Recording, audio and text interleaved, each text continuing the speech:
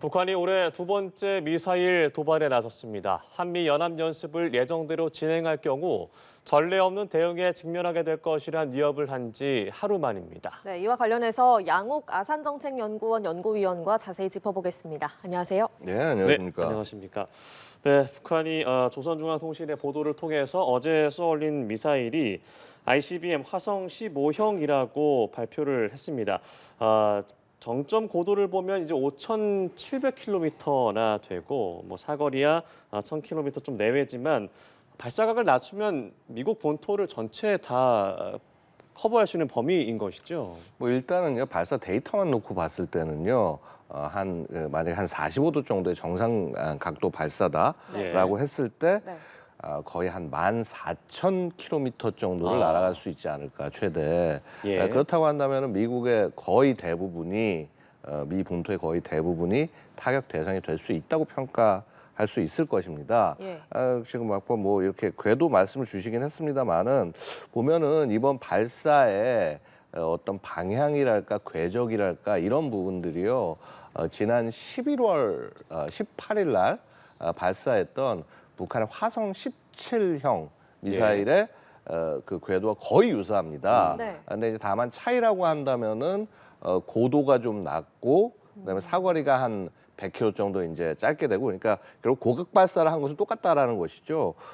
결국은 그런 측면에서 봤을 때 이번 발사 자체가 화성 15형인지 정말 북한이 주장하는 것처럼, 네. 아니면 화성 17형의 어떤 뭐 페이로드를 더, 그러니까 탑재물을 더 중량을 늘려서 발사한 것인지 어떤 것이 솔직히 정확히 알 수가 없습니다. 근데 일단 하여튼 북한이 네. 화성 15라고 발사했으니 화성 15라고 발표를 했으니 화성 15인 것으로 일단은 분석을 하겠습니다만은, 네. 그럼에도 불구하고 어떤 발사 궤적이라든가 이런 특성들 자체가 그렇게 이제 그닥 이거 과연 이걸 굳이 이 시점에 뭐 화성 15를 쏴야 되지? 라고 하는 그런 의문을 낳게 된다라고 하는 것이죠. 예. 이번 발사가요, 올해 두 번째입니다. 가장 최근 발사가 1월 1일에 정말 새 벽두부터 초대형 방사포 한 발을 이제 쐈는데 예. 이번에 48일 만에 대륙간 탄도미사일을 발사했습니다. 이번 발사의 이유 어떻게 보세요? 결국은요, 그 김여정이 담화가 같이 나왔죠, 그렇죠? 네. 여기 내용에 보고 있으면은 제일 먼저 결국 유엔 안보리 얘기를 먼저 합니다. 네. 그 얘기를 먼저 하면서 그 뭐라고 그럴까, 우리가 발사한 것은 다 미국 너희들이 이렇게 우리를 압박하기 때문이다. 그다음에 이제 대남 메시지도 분명히 있습니다. 원래 김여정이 메시지를 보내면은 김여정은 원래 대남 스피커로 활용을 해왔거든요. 이번에 약간 좀 독특한 것이 그러니까 대미 메시지를 보내는데 김여정을 활용했다. 약간 좀 이례적인 모습일 수도 있겠습니다만은, 자 어쨌거나 지금 김여정이 김정은을 대신해서 좀 독한 말을 던질 때 많이 활용이 되고 있는 그런 모습을 볼 수가 있습니다. 네. 자, 뭐 하여튼 그 부분도 그 부분이고요. 그다음에 뭐 대남 메시지 그렇다고 해서 전혀 없는 것은 아닙니다. 우리를 깔아뭉개고 굉장히 낮게 얘기하지만 한미 연합 연습하는 것들, 혹은 이제 다음 주에 예정돼 있는, 이번 주라고 얘기해야 되나요? 그러니까 TTX, 그러니까 그 핵에 관한 공동 연습, 그다음에 다음 달 중순 이후에 있을 한미 연합 훈련, 이번엔 프리덤 쉴드라고 이름을 우리가 부르기로 했죠. 네. 그런 부분에 대한 메시지들도 전부 다 들어가 있었습니다. 그래서 아까도 잠깐 아까 말씀 올렸습니다만은, 결국 이 시점에 화성 15 굳이? 라고 제가 이제 말씀을 드리는 것이, 네. 북한이 지금 어떤 발표한 내용들이나 이런 걸 보고 있으면은, 노동신문 안에 메시지를 보고 있으면은 화성 15를 최대 거리로 쐈다 이외에 아무런 메시지도 없습니다. 그러니까 미사일 자체의 어떤 기술적 성능 발전을 위한 발사는 전혀 아니라는 것은 하나 알 수 있고요. 자, 그다음에 이제 뭐 단지 하나라면, 뭐 예를 들어서 아침 8시에 발사 명령을 내려서 네. 뭐 한 오후 한 17시, 그러니까 오후 5시 정도에 그 발사가 이루어졌다. 그러니까 지도자가 명령을 내리면은 ICBM 발사하는 데까지 9시간 정도 시간이 걸린다. 거죠. 예. 뭐 요런 거. 이게 뭐 핵 능력을 처음 갖는 국가치고는 어떻게 보면 잘한 걸 수도 있습니다. 우리가 자꾸 미국이나 러시아 기준 생각해서 뭐 대통령이나 최고지도자가 얘기하면 바로, 곧바로 예. 버튼 네, 버튼 누르는 거 하나 생각할 수 누르면, 있습니다만 네. 그래도 북한 치고는 저 정도 했다고 하면 나름 어떤 실전적인 모습으로 가고 있다라고 볼 수도 있겠는데 하여튼 그럼에도 불구하고 지금 제가 말씀드렸다시피 당장 지금 이렇게 반응하시지 않습니까? 이거 좀 늦은 거 아니야? 그러게요. 그런 식으로 결국은 북한이 이걸로 보여줄 수 있는 것은 기술적 진전이라든가 혹은 운용 부대의 능력 면에서 보여줄 게 별로 없어요. 근데 쐈다라고 하는 것은 결국은 뭔가 굉장히 강한 정치적 메시지를 여기에 담아서 이제 보내겠다. 그러니까 결국 이제 어떤 기술이라든가 혹은 뭐 부대의 실전 뭐 운용 검증 이런 부분보다는 정치적 메시지를 보내는 것에 훨씬 더 중점이 둬 있다. 그럼 그 메시지가 뭐냐? 근데 막상 메시지 보시면은요. 그 메시지 자체도 구체적으로 뭐를 하자, 뭐 어떻게 해야 한다 이런 것이 없어요. 여태까지 그냥 미국에 비난하고 한국에 비난해 왔던 그런 내용들이 거의 그대로 담겨 있기 때문에 네. 글쎄 뭐 이게 굳이 북한이 이 발사를 해서 얻는 실익이 무엇일까 굉장히 궁금하고요. 결국은 그런 맥락에서 본다면 앞으로의 쭉 있을 도발이라든가 그런 방향성 이런 부분에 대해서 어찌 보면 미리 명분 쌓기를 하는 것이다. 그러니까 지금 이후에 예를 들어서 한미 연합훈련부터 여러 가지 지금 상황들이 지금 전개가 될 것이 예측이 되지 않습니까? 예. 그렇다고 한다면은 그때 분명히 어떤 식으로든 충돌이 있을 수가 있는데 그 부분에 대한 일종의 명분 쌓기로 북한이 발사했을 가능성 뭐 그런 것도 충분히 좀 생각해 볼 수 있지 않나 생각이 됩니다. 하여튼 어떤 경우건 간에요. 예. 북한이 이 미사일 발사한 것 화성 15형이라는 것 자체도 굉장히 뭐라고 그럴까 이례적이랄까 혹은 굳이 왜 이 시점에서 그런 측면이 있고 기술적 발전도 못 보여줬으며 정치적 메시지도 굉장히 조금 좀 애매하다. 그래서 저는 이 부분을 볼 때 되려 지금 북한이 굉장히 지휘부나 정권에서도 굉장히 혼란이 좀 되려 있는 것이 아니냐. 지금 네. 이 시국이 과연 ICBM을 발사해서 무엇을 얻기 위해서 이렇게 발사했을까? 물론 조금 더 지켜봐야 되겠습니다만은 지금 요 굉장히 짧은 시간의 흐름만 갖고 판단하기는 굉장히 이르긴 합니다만은 북한의 모습이 과거 자신들이 필요할 때 딱 강한 메시지와 이걸 던지고 빠지고 하는 예. 어떤 그런 모습들이 많이 결여된 그러니까 이전에 약간 여유롭고 그런 그 자신들이 우위에 있다라고 하는 그런 접근이 결여되고요. 되려 김여정이 굉장히 막말스러운 담화 같은 것들을 내놓고 하면서 네. 이게 굉장히 뭔가 이렇게 초조한 되려 모습, 아. 평양의 초조한 모습을 저는 이번 발사에서 되려 읽고 있습니다. 지난해에 굉장히 많은 도발을 해봤고 올해 초에는 뭐 사실 두 발이어서 뭐 많다 적다라고 말하기는 좀 아직 판단이 이를 수 있겠습니다만 북한 외무성이 예정된 한미 훈련을 진행한다면 강력한 대응을 할 것이다라고 경고한 지 하루 만이란 말이죠. 예. 앞서 이제 특별한 메시지가 없다고 하셨는데 그럼 앞으로 이 도발이 계속 이어질 수도 있다라는 것을 암시하는 거라고 볼 수 있을까요? 네, 결국은 이제 그 같은 맥락이에요. 그게 결국 북한 입장에서는 한미 연합 훈련을 그간 못하게 했었다는 것. 네. 지난 정부에서 이제 대화를 끄집어내고 하면서 네. 뭐 이제 뭐 비록 노딜로 끝났지만 노딜로 끝나고 난 다음에 곧바로 한미 연합 훈련을 시작했어야 되는데 지난 정부 안 했단 말이에요. 그렇죠? 예. 근데 정부 바뀐 다음에 이제 시작을 하니까 이거 이제 안 되겠다. 우리가 그간 어떻게 보면 한미 연합 훈련 중단시킨 게 북한한테는 어떻게 보면 최대 효과 중에 하나예요. 최대 성과 중에 하나가 될 수 있는데 그게 지금 취소가 됐다. 그러니까 이제 어쨌거나 그러면은 북한으로 할 수 있는 것은 다시 위기를 최대한 고조시키면은 네. 한미 연합 훈련에 관해서 막 기죽고 못하고 이럴 거라고 생각하고 작년에 내놨었는데 네. 정권이 바뀌었잖아요. 그렇죠. 예. 정권도 바뀌었을 뿐만 아니라 작년에 내놨었지만은 뭐 우리 예. 여론이나 이런 것들이 한미 연합 훈련 중지해라 예. 이런 얘기 전혀 없고 더 세게 해라 지금 이렇게 나오고 있죠. 네.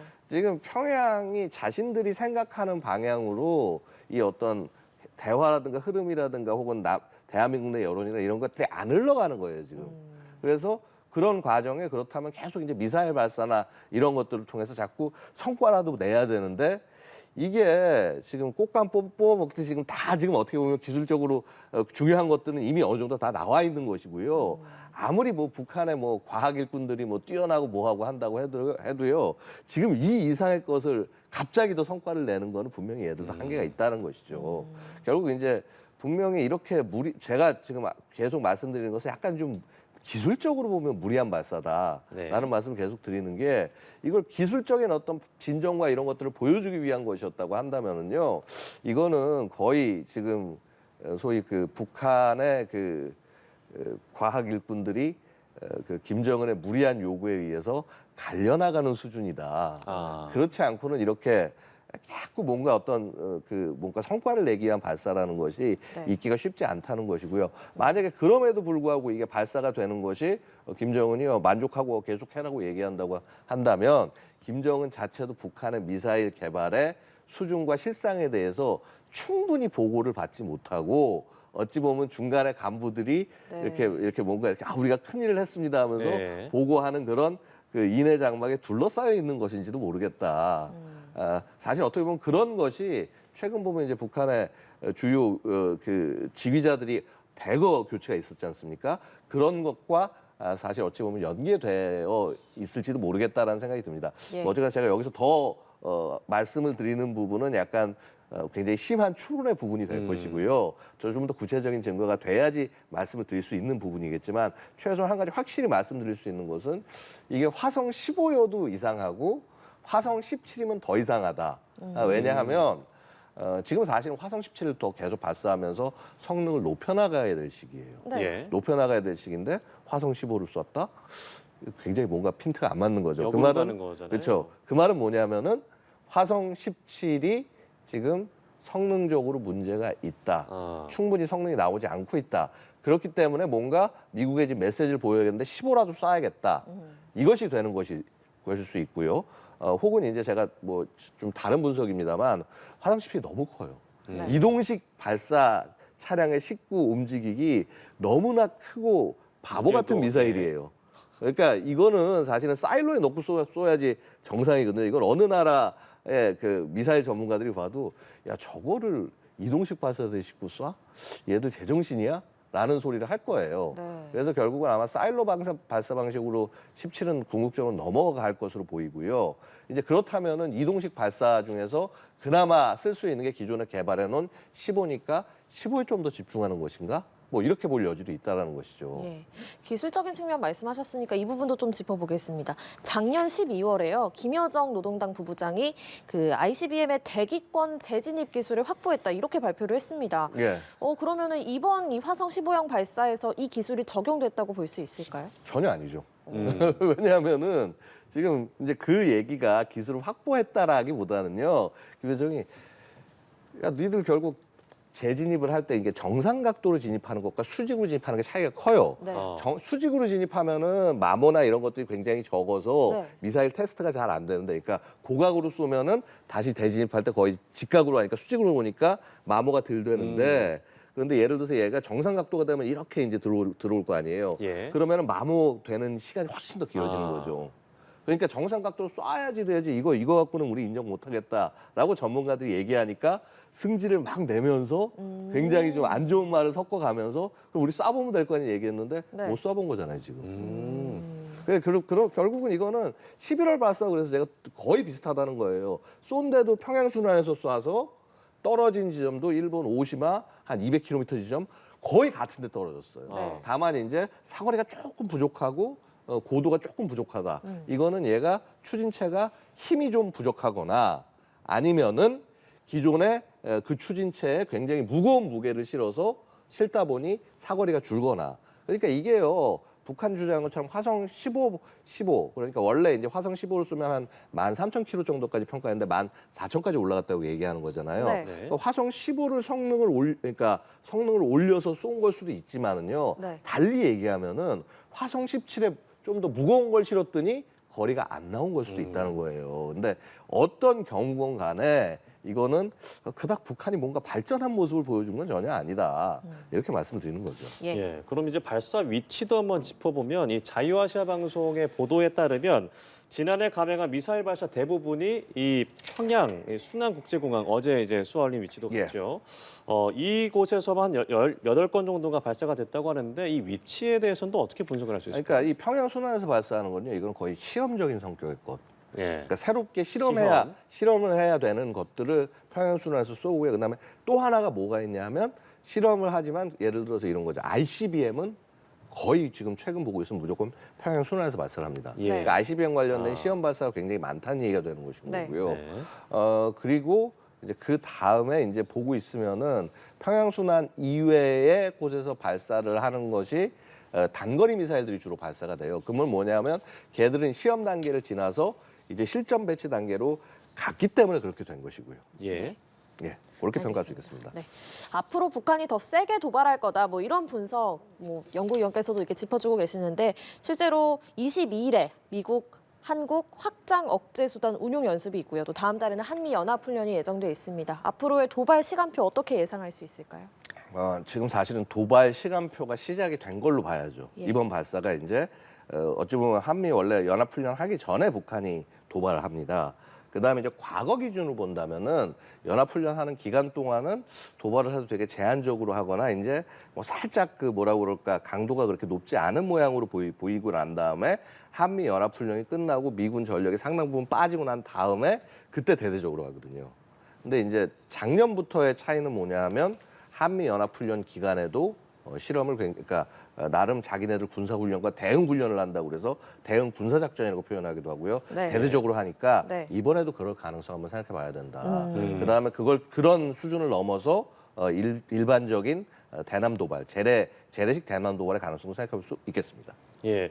그럼 우리가 이제 어떻게 대응해야 되느냐의 문제일 텐데 한미일 외교수장이 어제 이제 독일 미넨 안보회의에서 강력한 대북 제재 집행 강화들을 촉구를 했는데 앞으로 우린 좀 어떻게 대응을 해야겠습니까? 우리 대응은요 결국 뭐 지금 가장 큰 문제 그거예요. 대한민국이 뭘 얘기해도 듣질 않습니다. 이미 이제 그 뭐라고 그럴까 뭐 꼭 이번 정부여서 그런 것이 아니라요. 이미 지난 정부 때부터 하노이 딜을 틀어지고 난 다음부터는 남북 관계는 사실상 거의 얘기가 진행이 안 된다고 보시는 것이 정상일 것입니다. 그래서 그런 흐름이기 때문에 결국 우리가 해야 될 것들 결국 세계를 최대한 동원해서 압박을 하는 그런 부분이겠죠. 사실은 지금 북한이 저렇게 굉장히 신나게 나름 저렇게 신나게 미사일 쏘고 난리를 부릴 수 있는 상당 부분이 뭐냐면은 결국 우크라이나 전쟁에 의해서 사실상 러시아, 중국이 기존의 다른 국가들과 이렇게 뭐라고 그럴까 대립하는 각도가 되면서 네. 유엔 안보리 자체가 지금 제 기능을 하지 못하는 상황이라는 것이죠. 네. 그렇다면 유엔 안보리가 제 기능을 할 수 있게 우리가 최대한 뭐 중국, 러시아 설득 못한다고 하더라도 다른 나라들을 설득해서 그래서 유엔 안보리 차원의 제재가 안 먹히면 각 국 차원의 제재로 들어가야죠. 그리고 사실은 유엔 안보리 제재가 내려와도 세계 각 국가에서 자국 차원에서 실행을 안 하면 아무런 소용이 의미가 없습니다. 없군요. 네. 예. 그래서 그런 부분들을 설득해 나가는 그런 방법들, 외교적 노력이 굉장히 많이 필요하다. 예. 이런 말씀 먼저 드리겠습니다. 네, 알겠습니다. 지금까지 양옥 아산정책연구원 연구위원과 북한의 ICBM 발사에 대해서 이야기 나눠봤습니다. 고맙습니다. 네, 고맙습니다. 감사합니다.